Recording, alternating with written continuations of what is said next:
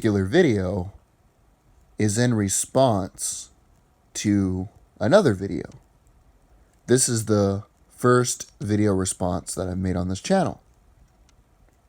This video, which I will put a link to in the description, is called "What is blaccent and why do people keep using it?"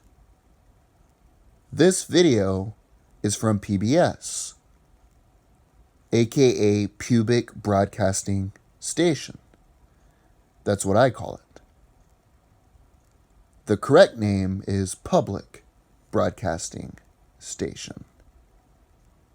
I think many of you are familiar with PBS, probably all of you, if you live in North America. But you probably know the acronym and not the full name. For the longest time, when I was suffering from sleep deprivation, I would turn on Public Broadcasting Station.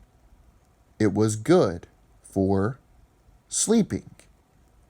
The monotone voices, the anticlimactic programming, the geriatric newscasters made it very easy for me to fall asleep due to pure and utter boredom.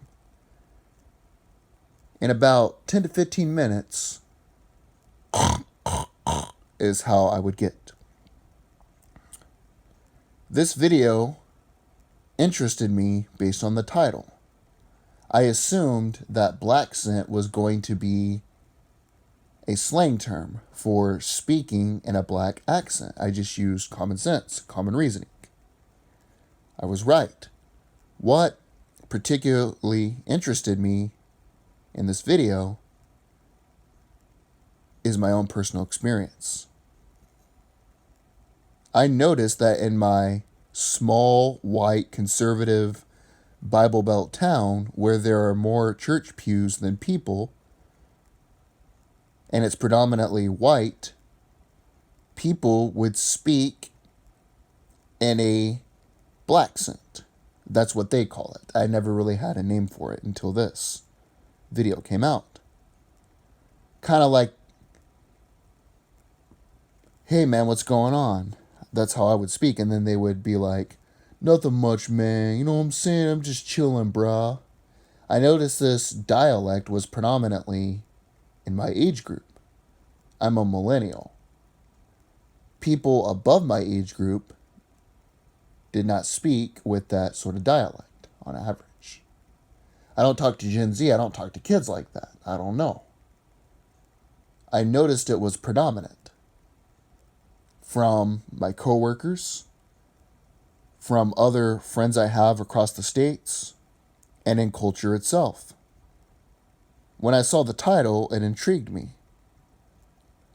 In the first part of the video, the woman on there, I think she's a professor, I don't know, I don't watch PBS like that, was talking about how Elvis used other people's music, which was true.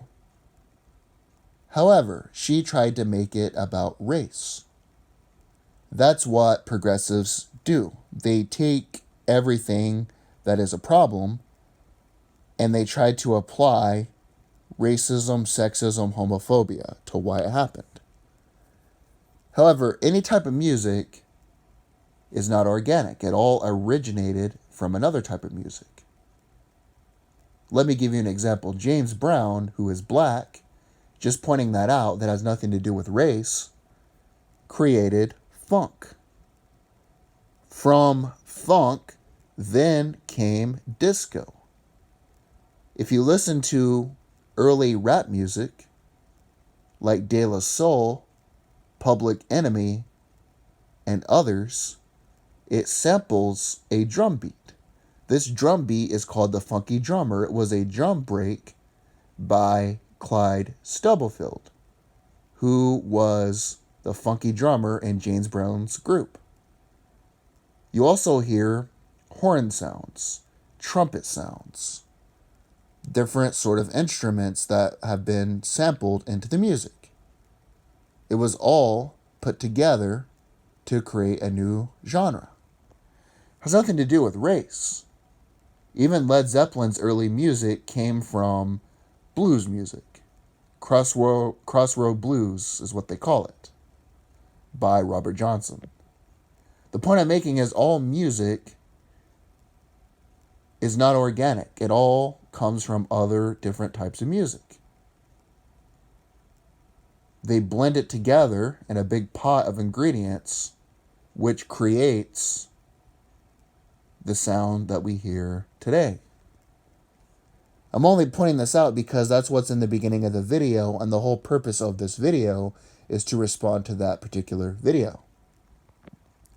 As the video progresses, it shows modern entertainers like Ariana Grande. I don't know the rest. I don't follow a lot of entertainment. Some Asian chick, some white dude, who speak in the blaccent dialect. Yo, man, what's up, dude? You know what I'm saying, bro? They speak in that sort of.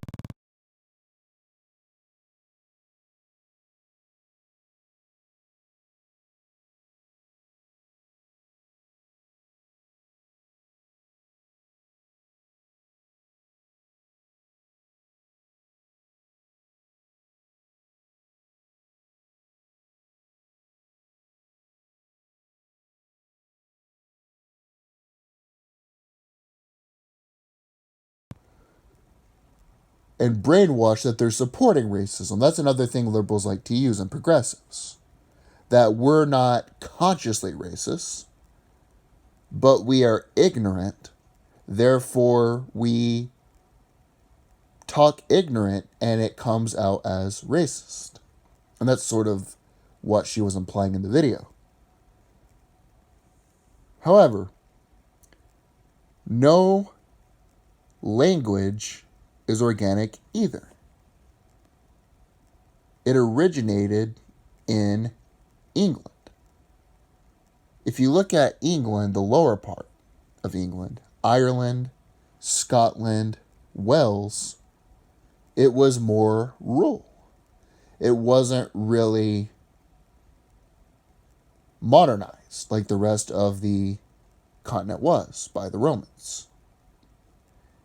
It was its own little area. A lot of those people ended up migrating when James I became king to the southern United States. They were referred to as the Appalachian people. We refer to them here as the Appalachian folks in the region of the South, like Tennessee, Georgia, North Carolina, Kentucky, and others. Those people ended up building farms. On the farm, they would speak in that southern dialect. Yes, sir. Yes, ma'am. Yeah, brother. They would speak like this. And I can do this really well because I grew up in the Appalachians and I still live there to this day. That's the way they talked. A lot of the Africans who were imported to the United States were on those plantations. On the plantations, they would hear people speaking in that manner. The South was below the North in education, in agriculture output, and in almost every category.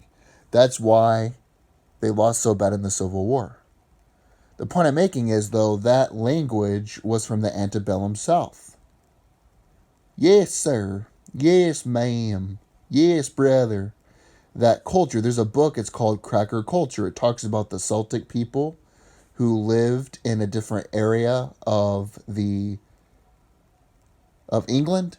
If you look at the DNA and the ancestry of a lot of people in the South, they come from those regions comparative to the North. That's why our culture is quite a bit different.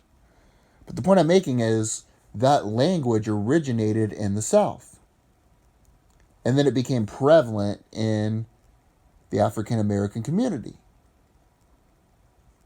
And now you have these big record companies, typically owned by white people, these white large investment firms like Vanguard own these record labels.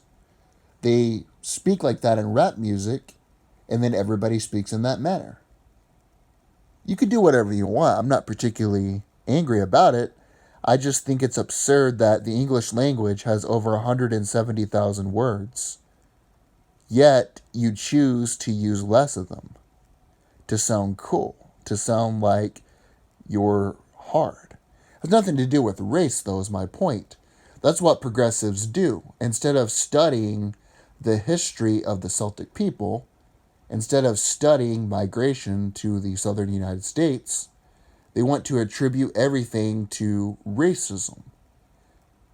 As I stated, they don't say straight up it's racism. They like to imply that the people who do it are ignorant, therefore they espouse racism, which is what they like to do. I thought this video was interesting. It was an interesting conversation, and it is definitely worth your time to listen to it. I like listening to different ideas regardless of if I agree with them or not. It's always good to expand your horizons to hear what everyone is talking about. Therefore, you can better defend your ideas, or you can expose yourself to new ideas and become better educated on what is true and what is not. That's about all I got. But be careful. Pubic Broadcasting Station will put you to sleep.